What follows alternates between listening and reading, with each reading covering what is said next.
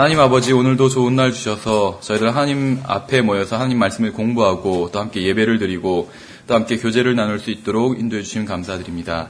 주님, 저희들을 하나님 말씀을 더욱더 알 수 있도록 인도해 주시고 저희들이 하나님 말씀을 더욱더 알아갈수록 우리 주 예수 그리스도를 더욱더 사랑할 수 있도록 또 인도해 주시기 원합니다. 주님, 저희들에게 주님께서 어떤 분이신지, 예수님께서 어떤 분이신지 저희들에게 밝히 알려주셔서 정말 주님의 그 놀랍도록 크신 은혜와 사랑과 모든 자비하심과 또 모든 저희를 향하신 그러한 모든 사랑을 저희들이 올바로 깨달아 알 수 있도록 주님 인도해 주시기 원합니다.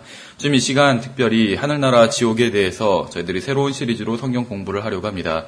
이 공부를 통해서 저희들이 주님께서 저희들을 위해서 예비해 주신 것이 무엇인지 올바로 알 수 있도록 인도해 주시기 원합니다. 또한 저희들에게 가장 중요한 것이 무엇인지 또한 올바로 알 수 있도록 인도해 주시기 원합니다. 지금은 시작하는 시간이오니 마치는 시간까지 함께 해주시고 오늘 하루 일정 주님께서 모두 주관하여 주시기 원합니다. 감사드리며 우리 주 예수 그리스도 이름으로 기도드렸습니다. 아멘. 예, 보시는 것처럼 이제 좀 새로운 시리즈로 공부를 하려고 합니다. 근데 이제 영혼 몸에 대해서 저희들이 주제별 성경 공부할 때 좀 했었죠. 근데 이제 이번 시간에도 영혼 몸에 대한 이야기를 하게 됩니다. 또 1번이라고 붙은 거 보시는 것처럼 영혼 몸에 대한 게 좀 몇 번이 나가게 됩니다, 시리즈가. 그래서 지금 계획은 하늘나라 지옥 시리즈를 12개, 그러니까 12번에 걸쳐서 하려고 합니다. 예, 그래서 기본적으로 이제 그 제임스 낭스 목사님이 강의하신 거를 저도 이제 좀 정리를 해서 하는데 그 시리즈가 원래 12개예요. 그래서 12번에 걸쳐서 하려고 하고, 근데 아마 영혼 몸에 대한 게 한 3번, 4번 정도까지 갈 겁니다. 그래서 이 하늘나라 지옥에 대해서 공부하기 위해서는 이 영혼 몸에 대한 것이 좀 밑바탕이 되어야 됩니다. 그래서 이것이 이제 기초라고 생각하시면 되고 우리가 공부한 주제인 하늘나라와 지옥이 두 개의 기둥이라고 생각하시면 돼요. 그래서 하늘나라 지옥에 대해서 이해하기 위해서는 영혼 몸에 대해서 바르게 이해를 해야 됩니다.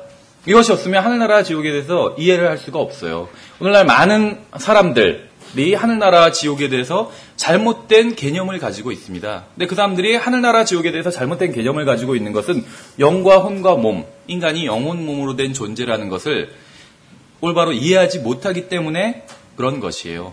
그래서 우리가 지난번 주제별 성경 공부를 할 때 영혼 몸에 대해서 좀 간략하게 공부를 했었죠. 근데 기본적인 내용은 사실 이제 그것에서 크게 벗어나지는 않습니다. 그것을 이제 더 깊이 공부를 하려면 약간 좀 논쟁적인 부분이 있어요. 그래서 사실 논쟁적인 부분이 있다는 거는 잘 모른다는 거거든요. 성경을 오랫동안 공부하고 또 가르친 성경 교사들도 잘 모르는 부분이 있기 때문에 서로 의견 일치가 되지 않는 부분들이 있어요. 그래서 우리가 그런 부분까지 살펴보려고 하는 것은 아니고 이제 지난번 주제별 성경 공부 시간에 한 그런 기본적인 범위에서 크게 벗어나지는 않아요. 우리가 새롭게 살펴볼 이 하늘나라와 지옥 시리즈에서의 영혼 몸도 크게 벗어나지는 않는데 그럼 왜 공부를 하느냐 이것을 다시 하면 성경에서 말씀하시는 그러한 어떤 근거들을 좀 찾아가면서 하려고 합니다. 지난번에 이제 간략하게 어떻게 보면 그 총론식으로 살펴봤다고 말씀을 드렸죠. 그래서 이번이 어떻게 보면 강론식이라고 보실 수가 있어요. 그래서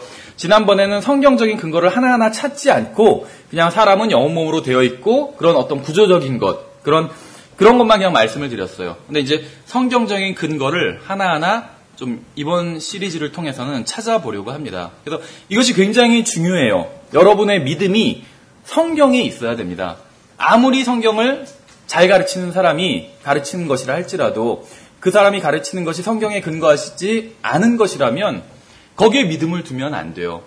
그 사람보다 더 말빨이 좋고 더 잘 가르치는 사람이, 더 똑똑한 사람이 와서 다른 거를 가르칠 수도 있잖아요. 그 얘기를 뒤집어 버릴 수가 있잖아요. 그렇죠? 앞에서 가르친 사람이 가르친 내용을 뒤집어 버릴 수가 있어요. 그렇죠? 근데 성경을 가지고 우리의 믿음이 사람의 말이 아닌 성경에 세우게 되면 그러면 누가 와서 가르치더라도 아무리 말빨이 좋은 사람이 와서 가르치더라도 그것이 성경과 다른 것을 가르친다면 우리의 믿음이 요동하지 않겠죠. 그래서 여러분의 믿음은 항상 성경 위에 세워야 돼요. 우리 목사님 여기 계신지 모르겠는데 목사님의 말에 믿음을 세우면 안 돼요. 또 제 말은 당연히 제 말에 세워도 안 되는 것이죠. 하나님의 말씀 위에 세워야 됩니다. 그렇죠. 여러분이 우리가 계속 같이 신앙생활했으면 좋겠지만 사정이 있어서 먼 지역에 갈 수도 있잖아요. 다른 교회에 갈 수도 있어요.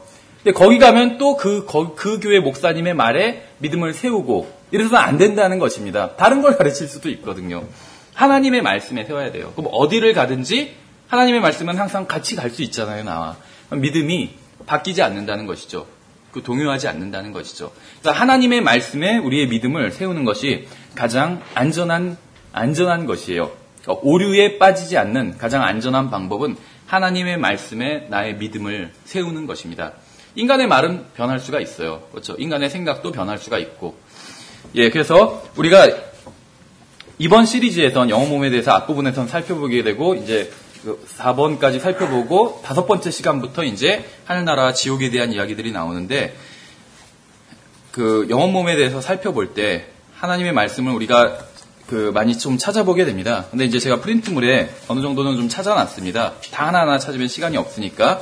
그래서 이 프린트물을 보시면서 참고를 해보시면 되겠고요. 하나님의 말씀에는 영혼 몸에 대해서 어떻게 기록되어 있는지 확인해보는 그러한 시간이라고 보시면 됩니다. 여기서 제가 방금 말씀드린 것처럼 이 세상 사람들은 하늘나라와 지옥에 대해서 믿지 않는 사람들이 많이 있겠지만 막연히 그런 게 있을지도 모른다고 생각하는 사람들도 있겠죠. 근데 그러한 사람들이 할지라도 성경에서 말씀하시는 하늘나라와 지옥과는 전혀 상관이 없는 것들을 개념으로 가지고 있다는 것이요. 하늘나라와 지옥에 대한 개념을 성경과는 굉장히 동떨어진 것을 가지고 있다는 것입니다. 근데 불행한 사실은 그리스도인이라고 하는 사람들도, 교회 다니는 사람들도 하늘나라와 지옥이라고 하면 굉장히 좀 막연해하고 모호해한다는 것이요. 근데 성경에서는 어느 정도는 구체적으로 하늘나라와 지옥에 대해서 말씀을 하고 있습니다. 그러니까 누가 가는지, 또 위치는 어디에 있는지, 이런 것들. 어느 정도는 좀 구체적으로 말씀하고 있다는 것이에요. 근데 이제 누가 가는지도 문제가 되겠지만 하늘나라와 지옥과 관련해서 사람의 어떤 부분이 가는지도 문제가 돼요. 일단 몸이 가는 것은 아니거든요. 1차적으로는. 물론 몸이 갈 수도 있어요. 언젠가는. 하늘나라와 지옥 모두.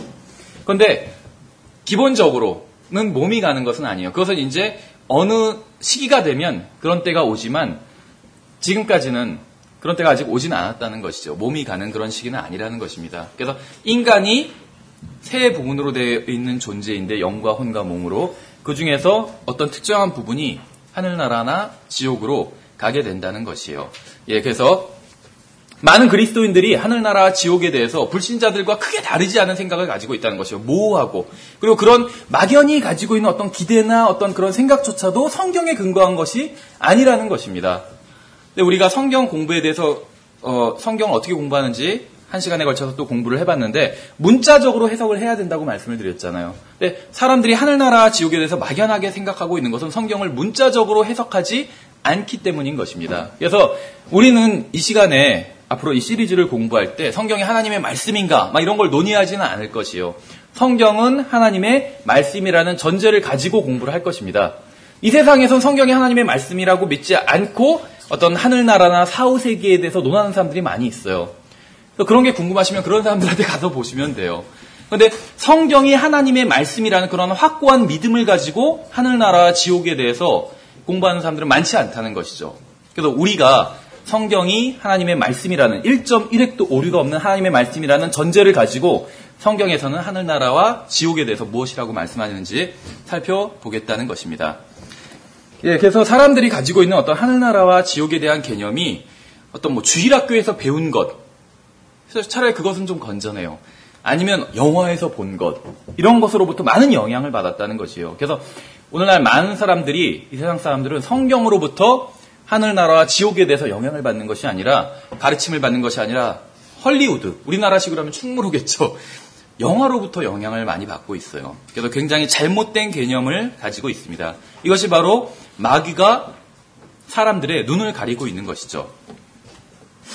우리는 사람들에게 성경은 이 생에서의 삶 이후에 대해 무엇이라고 말씀하고 있는지 보여줘야 됩니다. 그리스도인으로서. 이상하게도 성경은 하늘나라보다는 지옥에 대해서 조금 더 많이 이야기를 하고 있어요. 예수님께서도 자신이 하늘나라에 대해 이야기를 해봤자 사람들이 믿지 않을 것이라고 말씀하신 적이 있습니다. 요한복음에서 내가 땅의 것들을 너희에게 말하여도 너희가 믿지 아니하거든 내가 하늘의 것들을 너희에게 말하면 어떻게 믿겠느냐 이렇게 말씀하고 있어요.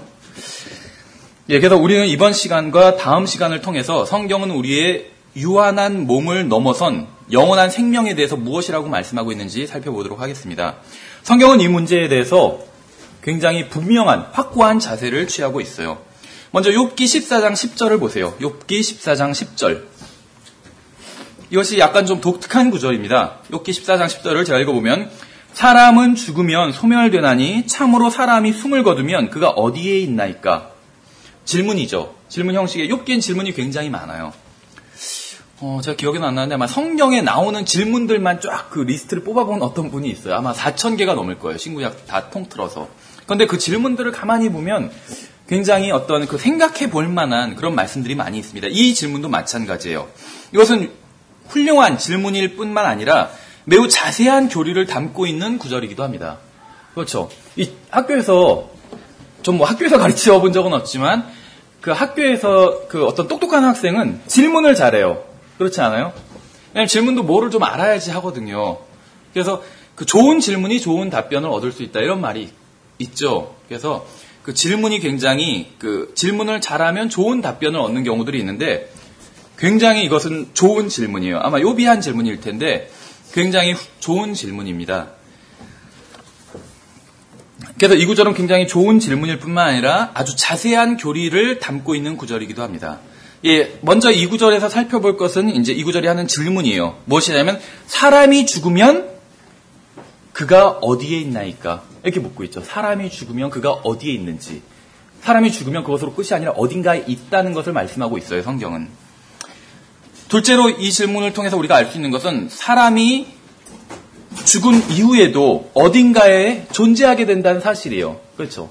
그래서 이 질문을 지금 하고 있는 것이거든요. 욥은 자신이 죽으면 어디로 갈지는 모르지만 어딘가에 있게 될 것이라고 말하고 있어요. 이 욥기가 성경에 보면 거의 구약 성경의 가운데 부분에 있거든요. 욥기가 구약 성경의 위치적으로는 가운데 부분에 있어요. 그런데 이 욥기의 연대는 창세기입니다. 창세기. 그래서 우리가 정확한 거는 알 수는 없지만 성경이 언제 기록되었는지 성경 자체에 그런 것이 나오진 않지만 아마도 욥기가 가장 먼저 기록된 책일 거예요. 성경에선. 창세기보다도 오히려 더 연대가 빠르다는 거예요. 기록 연대가. 그러니까 창세기가 더 옛날 일을 기록하고 있지만 기록 연대 자체는 욥이 더 빠를 거라는 겁니다. 그러니까 시기상으로는 아마 욥이 아브라함 시대 약간 이전의 사람일 거라고 이런 식으로 생각을 하거든요. 근데 기록 연대는 더 빠를 거예요. 그 현존한 이 성경이 현존하는 책 중에 가장 오래된 책이거든요. 가장 첫 번째 책은 아니에요. 성경이. 성경보다도 먼저 기록된 책이 있을 거라고 이렇게 주장하는 사람들이 있어요. 뭐 사자의 서나 대표적인 게 그런 책들을 이야기하는데 그건 이제 그런 책이 있었을 것이다. 어떤 단편적인 어떤 기록을 보고 과거에 이런 책이 있다더라. 이런 기록을 보고 이렇게 얘기를 하는 것이지 실제로 지금까지 존속하는 책 중에 성경이 가장 오래된 책이거든요. 근데 그 중에서도 성경에서도 가장 오래된 책이 바로 이 욥기라는 것이에요. 근데 욥기에서 바로 이렇게 중요한 지금 질문을 욥이 하고 있는 것입니다. 근데 욥은 어디로 갈지는 몰랐어요. 우리는 성경을 다 가지고 있잖아요. 그래서 우리는 어디로 갈 줄 알아요. 사도 바울은 자기가 어디로 갈지 알고 있다고 말씀하고 있거든요. 우리가 나중에 찾아보겠지만 구절을. 욥은 몰랐어요. 근데 욥이 알고 있는 것은 어디로 가는지는 모르지만 죽음으로 모든 것이 끝날 것이다. 이렇게 생각하지는 않았어요. 그 이후에 뭔가 있다는 것은 알고 있었어요. 욥은 단순히 부유했던 사람만이 아니라 굉장히 현명했던 사람이거든요. 욥기를 읽어보면 욥이 하는 말들이 많이 기록되어 있어요. 그럼 욥이 얼마나 똑똑한 사람인지 알 수 있어요. 우리가 그걸 보는 건 아니겠지만. 그래서 이 구절을 해서 가르치고 있는 우리가 교리를 좀 살펴보도록 하겠습니다. 이 구절에서는 한 사람을 묘사하고 있어요. 사람이 죽으면 소멸되다니 참으로 사람이 숨을 거두면 그가 어디에 있나이까. 이 구절은 한 사람을 묘사하고 있는데 삼중적으로 사람을 묘사하고 있어요. 먼저 첫 번째 부분이 사람이 죽으면 소멸되나니. 이건 몸에 대해서 하는 말이에요. 여호와의 증인들은 이 구절을 잘못 해석해서 사람이 죽으면 소멸된다고 하지 않았냐. 소멸된다는 건 없어진다는 거니까 그럼 사람은 죽으면 없어진다. 이렇게 가르쳐요. 여호와의 증인들 있죠. 아마 여호와의 증인들이 여러분 집에 방문해 본 적이 있을 거예요. 여호와의 증인들. 성서에 대해서 얘기해 주려고 하는데요. 이러면서 놓고 하는 사람들. 여호와의 증인이에요. 근데 그 여호와의 증인들은 사람이 죽으면 구원받지 않은 사람은 그것으로 끝이라고 그래요. 지옥은 존재하지 않는다고 얘기해요. 그 사람들은. 그래서 대표적으로 그 사람들이 드는 구절이 이런 구절이에요. 사람이 죽으면 소멸되나니. 봐라, 성경이 소멸된다고 하고 있지 않냐. 이렇게 얘기하는데 그건 잘 모르는 소리예요. 앞부분 3분의 1만 읽은 거예요. 사람이 죽으면 소멸되다니, 이 말은 몸에 대해서 하고 있는 말이에요. 몸도 사람이잖아요. 그렇죠? 그래서 사람이 죽으면 이 몸이 소멸된다는 거예요. 참으로 사람이 숨을 거두면, 이건 영에 대해서 하고 있는 말이에요. 그가 어디 있나이까? 이게 혼에 대해서 하고 있는 말이에요. 사람이 죽으면 몸은 소멸되는데 그가 어디 있나? 몸이 소멸돼도 그는 있다는 거예요. 욥이 하는 말은. 성경이 기록하고 있는 것. 몸이 소멸돼도 그는 있다는 거예요. 그래서 사람이 죽으면 몸은 소멸되고 숨은 거두어 가시는데, 그러면 그 사람은 어디에 있게 됩니까? 이 질문을 하고 있는 것이에요. 그렇죠. 굉장히 중요한 질문이고 본질적인 질문입니다. 예, 그래서 이 욥기 지금 14장 10절에서는 몸과 혼과 영을 다 언급하고 있는 것이에요. 그래서 여러분이 죽으면 몸은 소멸될 것입니다. 없어져 버릴 것이에요.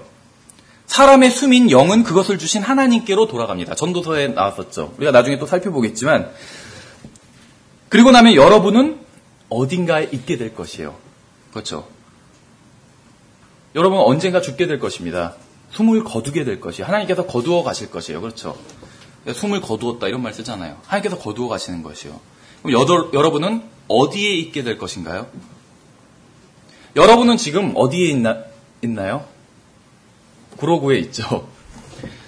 여러분은 여러분의 몸 안에 있어요. 몸 안에. 여러분의 몸은 여러분의 존재를 감싸고 있을 뿐이지 사실은 여러분 자신은 아니에요. 성경에서 나 자신 이렇게 말할 때, myself, 나 자신 말할 때 내 몸을 말하는 것이 아니에요. 그것은 내 몸이라고 말하지. 나 자신을 말하고 있는 건 내 몸 안에 있는 나 자신을 말하고 있는 것이요. 그렇죠. 여러분은 지금 여러분 몸 안에 있어요. 여러분의 몸이 여러분의 것이지만 여러분은 아니에요. 그렇죠. 여러분의 몸은 여러분의 것이에요. 제 몸은 제 것이죠.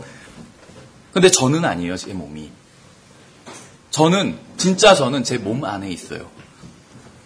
그래서 여러분 자신은 여러분의 몸 안에 있습니다. 여러분의 몸은 그럼 무엇이냐면 일시적으로 거주하는 집일 뿐이에요. 성경에서 그런 표현이 나와요. 우리가 뒤에서 살펴보겠지만.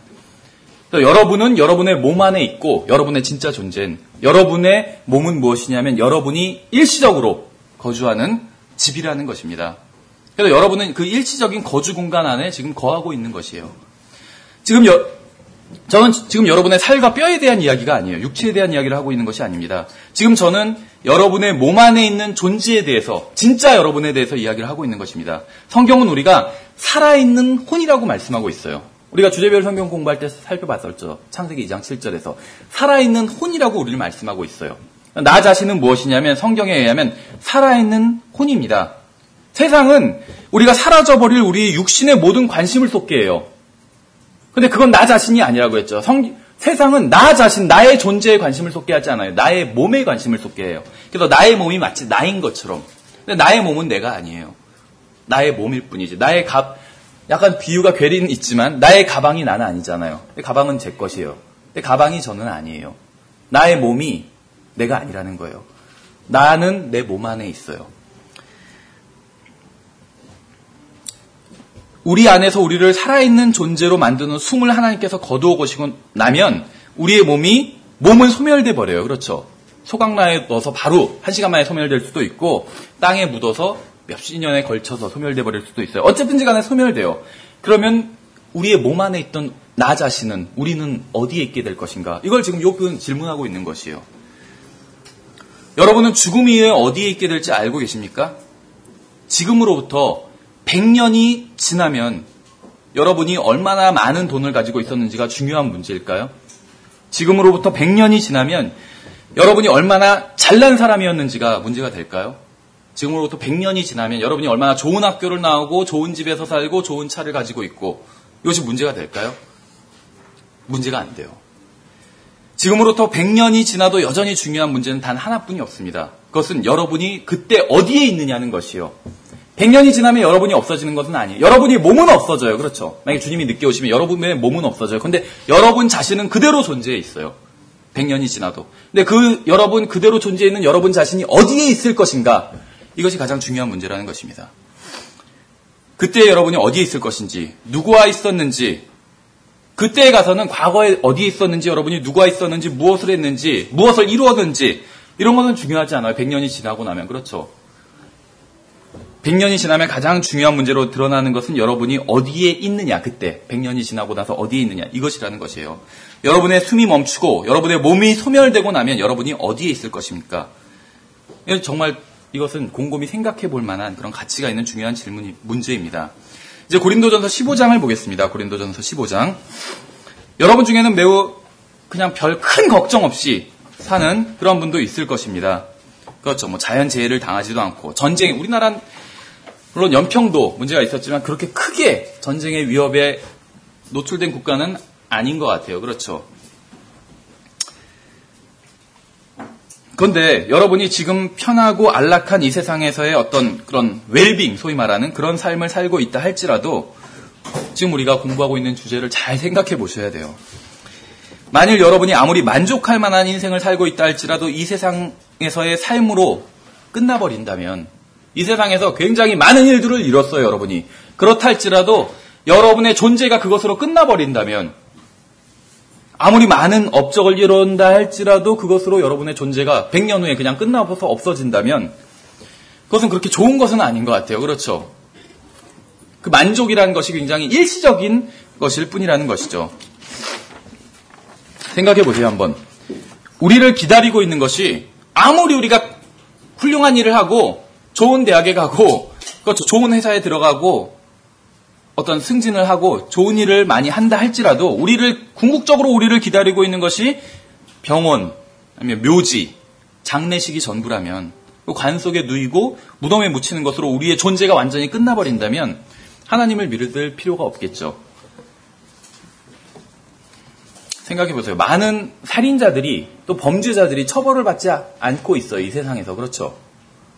근데 영혼이 없다면, 이 세상에서의 삶으로 존재가 끝난다면 불공평한 것이죠. 굉장히 이 세상은. 많은 범죄자들이 처벌받지 않은 사람들이 많이 있어요. 드러나지 않은 범죄, 이걸 암수범죄라고 하거든요. 암수범죄, 드러나지 않은 범죄. 근데 이거는 몰라요. 수사기관에서 인지하지도 못한 범죄들이에요. 근데 이런 범죄가 굉장히 많이 있거든요. 걸리지 않는 사람들이 많이 있어요. 제가 아는 어떤 분은 자기만의 계명이 있다고 그러는데 11계명이라고 부르더라고요. 그걸 걸리지 말진이란데요. 걸리지 말진이라. 어쨌든 간에 걸리지 않은 사람들도 굉장히 많이 있어요. 근데 만약에 이 세상에서의 삶으로, 이 세상에서의 우리의 존재로 끝이라면 그렇다면 굉장히 억울한 것이라는 것이죠. 그렇죠. 그래서 고린도전서 15장 19절에서 이렇게 말하고 있어요. 만일 우리가 이 세상 삶을 사는 동안에만 그리스도 안에서 소망을 갖는다면 모든 사람들 가운데 우리가 가장 비참한 자니라. 이렇게 말씀하고 있어요. 이게 무슨 말이냐면, 이 세상에서의 삶으로 끝이라면, 더 이상 없다면, 영원히 없고 우리의 존재가 이 세상에서의 삶으로 끝이라면 그리스도인들이 가장 비참한 사람이라고 그런 말을 하고 있는 것이에요. 그렇죠. 이 세상 사람들은 현재를 즐기며 살아가잖아요. 그렇죠. 육신을 즐겁게 하며 살아갑니다. 그러나 그리스도인들은 자신을 즐겁게 하기 위해서, 자신의 육신을 즐겁게 하기 위해서 살지는 않아요. 주님과 내세에서의 어떤 영광을 위해서 절제하며 살아갑니다. 그렇죠. 그러나 이 세상에서의 삶으로 모든 것이 끝난다면 우리는 절제하며 살 필요가 없는 것이죠. 만일 이 세상에서의 삶으로 우리의 존재가 끝이 난다면 우리도 먹고 마시고 유흥을 즐기고 그렇게 사는 게 차라리 나을 겁니다. 지금 그 얘기를 하고 있는 것이에요. 사도 바울이 고린도전서 19장에서. 굉장히 정직하지 않아요, 성경이? 그렇죠. 어떤 도덕적인 체를 하지 않는다는 것이요. 영혼이 없다면 그리스도인들이 이렇게 이 시간에 예배 모여서 지금 이 성경 공부를 할 필요도 없는 것이죠. 시간 낭비예요. 그렇죠. 그러느니 차라리 딴 데 놀러 가지. 헌금을 할 필요도 없어요. 그 돈으로 맛있는 거 사 먹고 말지 차라리. 그 얘기를 하고 있는 것입니다. 지금 고린도전서 15장 19절에서. 저는 영혼이 있다고 믿습니다. 저는 부활이 있고 하늘나라가 존재한다고 믿습니다. 만일 영혼이 존재하지 않는다면 자신을 부인하고 다른 사람을 위해 사는 일도 모두 헛된 일일 것이죠. 영혼이 존재하지 않는다면 헌신된 인생도 자신을 위해 사는 인생만큼이나 허무하고 가치가 없다는 것이요. 헌신된 인생도 가치가 없고 자기 자신을 위해서 아득바득 사는 인생도 가치가 없는 거예요. 영혼이 없다면. 그렇죠. 저는 영혼이 있다고 믿습니다. 제가 믿고 소망하는 것이 저로 하여금 이 세상에서 사는 그리스도인의 삶을 살 수 있게 해주는 힘을 공급해 줍니다. 이 믿음과 소망으로 인해서 저는 허무에 빠지지 않고 어려움과 고난을 이겨낼 수 있는 것이에요. 데살로니가전서 5장을 보겠습니다. 이제 데살로니가전서 5장 사람들에게 복음을 전하다 보면 사람들의 관심은 온통 이 생에서의 삶에 집중되어 있는 것을 볼 수가 있습니다. 복음을 전하면 그 사람들 이런 질문을 해요. 만일 하나님이 있다면 왜 죄 없는 어린 아기들이 죽는 것일까요? 이런 질문을 하는 사람들이 있어요. 그렇죠? 말은 좀 다르더라도 하나님이 있다면 왜 죄 없는 어린 아기들이 죽어요? 어른들은 뭐 죄를 짓는다 치면 어린 아기들은 죄가 없잖아요. 왜 죄 없는 어린 아기들이 죽어요? 따지는 것이죠. 만일 이 세상에서의 삶이 전부라면 이러한 질문에 답할 수 없을 겁니다. 그러나 만일 영원이 있다면 모든 문제는 해결될 수가 있어요. 영혼의 관점에서 보자면 아기가 죽는 것이 반드시 안 좋은 일만은 아니에요. 제 말을 오해하지 않으셨으면 합니다. 인생은 고통과 질병과 고난으로 가득 차 있어요. 그렇죠? 누구나. 이것을 통과하는 것이 그렇지 않은 것보다 낫다고 할 수는 없다는 겁니다. 제 말은. 오히려 이러한 인생의 고통을 통과하지 않고 영광스러운 하나님 앞에 바로 나아가는 것이 더 나은 일인지도 몰라요. 우리가 지금 살펴볼 주제는 아니지만 어린 아기가 죽으면 바로 하나님께로 갑니다. 지옥에 가지 않아요. 자기가 지은 죄가 없기 때문에, 책임질 일이 없기 때문에. 저는 이 육신 안에서는 이 세상에 살고 있는 사람으로서, 이 육신 안에서 이 세상에 살고 있는 사람으로서 어린 아기가 죽으면 슬퍼요. 그렇죠? 또 어린 아기가 죽어서 슬퍼하는 사람들의 마음을 이해할 수 있습니다. 죽음 자체는 우리에게 큰 슬픔을 줘요. 그러나 그 아기들이 하나님께 갔다는 그 사실이 슬픈 것은 아닙니다. 그 죽음 자체가 슬픈 것이지. 어떤 사람은 이런 말을 하기도 합니다. 하나님이 있다면 왜 이 세상에서는 전쟁이 끊임없이 일어나는 거죠? 이런 질문을 하는 사람도 있어요. 하나님께서 전쟁을 막을 수 없었나요? 이렇게 묻는 사람이 있겠죠. 그러나 전쟁이 사라진다 해도 죽음의 문제는 해결할 수가 없어요. 전쟁이 아니라도 사람들은 여전히 죽게 될 거라는 것이죠. 다만 폭탄에 맞아 죽지 않을 뿐이지, 최근에 폭탄에 맞아서 전사한 군인들도 있었죠. 근데 전쟁이 없어진다고 해서 사람이 죽지 않는 것은 아니라는 것이죠. 죽음의 문제는 그대로 있어요.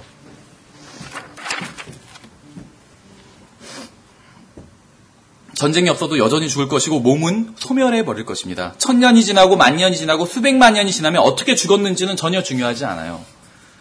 전 영원히 있다고 믿고 예수 그리스도 안에서 죽은 사람들은 하늘나라에 지금 있다고 믿거든요. 이 사람들 중에선 병들어 죽은 사람도 있고 전쟁에 나서 총이 맞아서 죽은 사람들도 있을 테고, 그렇죠? 아니면 침대에서 편안하게 죽은 사람도 있을 거예요. 근데 이 사람들이 자기가 어떻게 죽었는지 상관할까요? 전혀 상관하지 않을 거예요.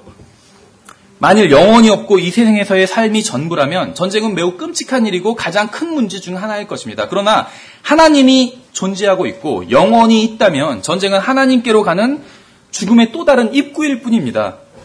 구원받은 군인은 하늘나라에 가요. 구원받은 민간인도 하늘나라에 갑니다. 영혼이 있다면 죽음이 아니라 구원이 가장 중요한 문제가 돼요. 우리는 불신자들이 제기하는 모든 문제에 대한 해답을 가지고 있어요. 영혼이 있다면 우린 가지고 있는 것입니다.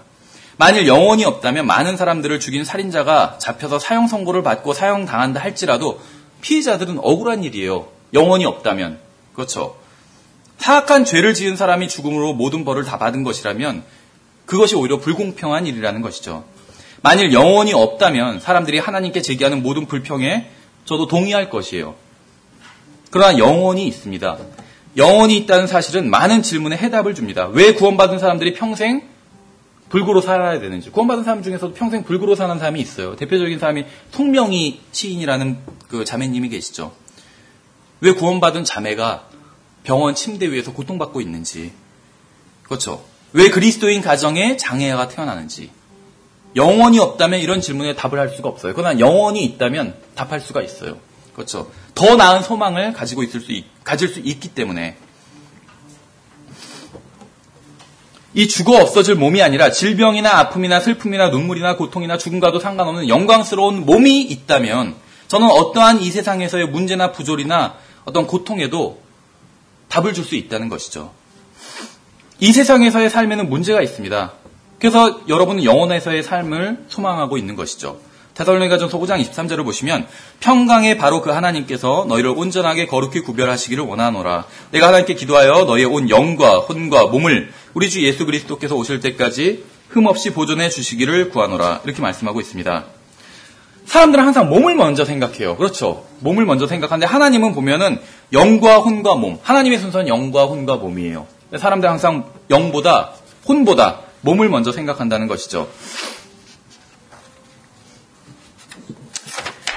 성경은 예수 그리스도께서 오실 때까지 우리의 영이 거룩히 구별되고 혼이 거룩히 구별되고 몸이 거룩히 구별되기를 원한다고 말씀하고 있어요. 이것은 세 사람에 대한 말이 아니라 한 사람에 대한 묘사인 것입니다. 여러분 영과 혼과 몸으로 되어 있는 존재예요. 영, 혼, 몸은 여러분을 이루고 있는 세 요소라고 볼 수가 있습니다. 이 세 요소가 하나의 인간을 구성하고 있는 것이에요. 이것이 잘 이해되지 않을 수도 있어요. 솔직히 우리가 혼과 영을 볼 수 있는 것이 아니기 때문에 성경은 우리가 이것을 이해해야 한다고 말씀하고 있지 않습니다. 저는 지금 숨을 쉬고 있어요. 그러나 저는 제가 숨 쉬고 있다는 사실을 전혀 의식하고 있지 않아요. 이해하고 있지도 않고. 저는 지금 제 호흡기관에 대해서 생각하고 있지 않습니다. 숨을 쉬기 위해서 호흡기관의 구조와 역할을 모두 이해해야 하는 것도 아니에요. 제가 어떻게 숨을 쉬는지 이해하지 못한다 할지라도 숨 쉬는 데는 전혀 문제가 없다는 것이죠. 그러니까 온전히 이해하지 못해도 믿고 신뢰할 수 있습니다. 이 건물이 얼마나 튼튼한지 알지 못하지만 신뢰하고 그 위에 서 있을 수는 있어요. 그렇죠? 전 성경이 진리라는 사실을 믿습니다. 그런데 저는 성경의 많은 부분을 이해하지 못하고 입증할 수도 없어요. 믿기는 하지만. 사실 우리가 입증할 수 있는 것은 굉장히 적습니다. 성경이 아니더라도. 우리는 이 세상에서 살아가지만 우리가 입증할 수 있는 것은 굉장히 제한적이에요. 우리는 이 세상을 살아가면서 우리가 입증할 수도 없고 온전히 이해할 수도 없는 것을 믿고 있는 경우가 많습니다. 사실 우리가 접하는 거의 모든 것을 제대로 이해하지 못하고 입증하지도 못함에도 불구하고 믿고 당연하게 사실로 받아들이고 있어요. 성경은 만일 우리가 사람들의 증언을 받을진데 하나님의 증언은 더 크도다 이렇게 말씀하고 있거든요.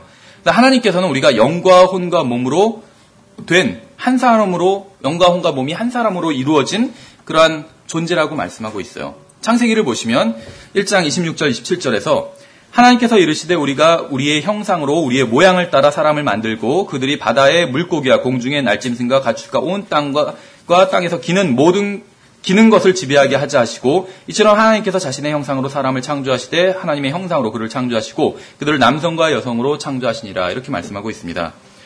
하나님께서 자기 스스로를 우리라고 부르고 계세요. 여러분의 하나님이 계시기 때문에 우리라고 부르고 있는 것이 아닙니다. 하나님 자신이 삼중적인 존재이기 때문에 삼일체로 된 삼중적인 존재이기 때문에 우리라고 부르고 있어요. 그래서 우리도 하나님처럼 하나님의 형상대로 지음받았기 때문에 삼중적인 존재가 되었다는 것이죠. 하나님과 비슷한 속성을 가지고 있는 것입니다. 우리도. 같은 것은 아니지만. 그래서 하나님께서 계속 우리 형상대로 자기를 복수대명사로 이렇게 표현하고 있죠. 삼중적인 존재이기 때문에 그래요. 성경은 요한일서 5장 7절에서 하늘에서 증언하는 세 분이 계시니 곧 아버지와 말씀과 성령님이시라. 이 세 분은 하나이시라 이렇게 말씀하고 있어요. 인격적으로는 세 분이에요. 근데 하나님으로 보면 하나님이에요. 이해할 수는 없어도 믿을 수는 있어요. 이 사실을. 그래서 하나님은 아버지시고 말씀이시고 성령이십니다. 우리 하나님은 영원부터 아버지와 아들과 성령님으로 존재하셨어요. 이 세 분은 한 하나님이세요. 감사하게도 저는 이것을 온전히 이해하지 못하지만 믿을 수는 있습니다. 여러분은 삼중적인 존재로 되어 있습니다. 그런데 그 삼중적인 부분 중 영원한 부분이 있는데 그게 바로 여러분의 몸 안에 살고 있어요. 여러분은 삼중적인 존재인데 여러분의 몸은 영원한 존재가 아니에요. 소멸에 없어질 것이에요. 우리가 처음에 살펴본 욥기 14장 10절 말씀처럼.